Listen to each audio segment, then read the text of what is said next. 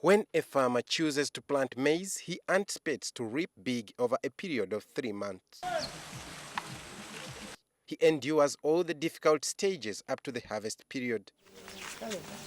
But the most disappointing time is when the price fluctuates. Researchers are tagging this problem to poor post-harvest handling methods. They believe quality control starts with harvesting.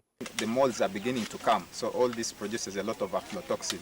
And in addition to the losses the farmers are already having, you have poison coming from aflatoxin. They also believe that if maize is harvested properly, it can be stored for a considerable period in an unprocessed form without undergoing deterioration. Now, at drying level, when the maize is almost like 14–15%, you can just test that. You just get a grain and test with your teeth if you don't have a moisture meter. If it's ready, you can tell at least it will be around, if you have a moisture meter, it can be around the 13.5, which is recommended.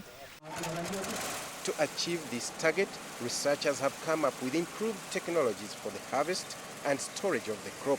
Instead of using better post-harvest handling equipment, they are using the traditional way of shelling maize, which is not recommended.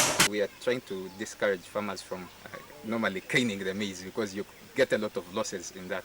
So we introduced a Sasakawa, and through Naro, specifically at Namalere, they have the maize shellers. We have manual maize shellers, which you can simply use to shell the maize off the cob.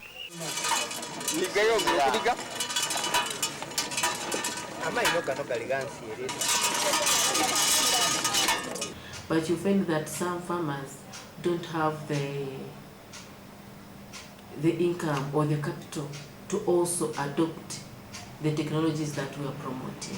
So with that gap, we are trying to link them to financial institutions. Researchers have also designed the do's and don'ts to follow during the harvesting of maize. First of all, it is recommended to harvest the maize as soon as it is dry in order not to overstay in the field because it will be attacked by weevils. Harvest the maize cob and transport them without putting them on soil to avoid contamination. Do not heap the cobs in any room. Keep the grain as clean as possible. Dry maize on cement floor or tarpaulin. The greatest enemy of grain is moisture.